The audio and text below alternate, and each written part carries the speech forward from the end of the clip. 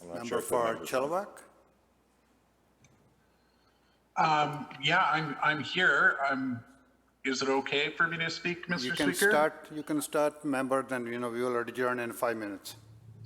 Okay, thank you very much. I'd just like to first acknowledge that I'm speaking to you today from the traditional and unceded territory of the Stalo people, in particular that of the Palaut and Chilkoyak tribes. I'm very happy today to speak in support of Bill 10, and I'm hopeful, although not convinced, that folks who are speaking against it will speak in or vote in favor of it soon, because it is just a bill that will continue providing support for people, business, and communities up until we pass our next budget. These supports include nurses, doctors, teachers, social workers, other social programs that help out, people in poverty. That would include some of the people that the opposition was talking about today in the House in question period. And I would hope that they support this bill if they truly care about those folks in poverty. I'd also like to, I've heard some arguments complaining about, the democracy of this all. Well, democracy doesn't mean always getting the outcome that you want.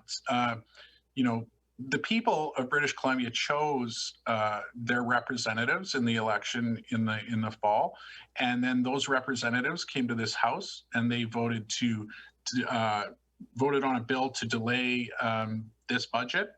And now that the budget is delayed, the representatives of the communities that were voted in by the voters in each community will get a chance to vote on this bill, which will take us up until the budget. I don't know of anything more democratic than that, Mr. Speaker.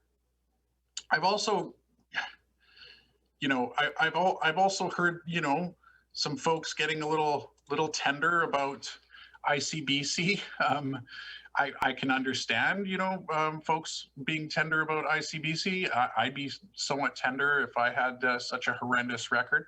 I definitely, some folks are thinking that they're being accused of a crime. Well, I mean, certainly we're not projecting the fact that they're committing a crime on them, Mr. Speaker. If they feel that way, I'm sure it's not our fault that they feel like they've committed a crime.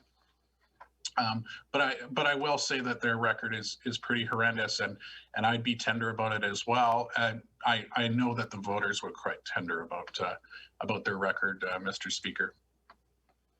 So this bill is really important. Until we get this budget, we are continuing to announce new and updated programs, and many previously announced supports are continuing. And so we really need this this interim measure until we do vote on a budget in about 20 days time or in a month's time. We're helping people now. The province's $10 billion COVID-19 response is protecting people's health and livelihoods and investing in stronger communities and a bright future.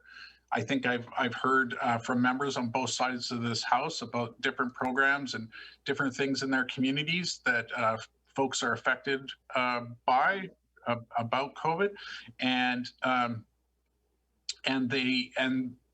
so they are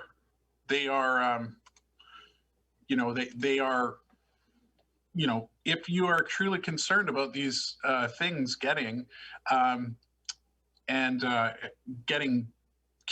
like the funding for them continuing, you would vote for this bill. Mr. Speaker, I'd like to reserve my place to continue next time and call adjournment of the debate now, though, given the hour.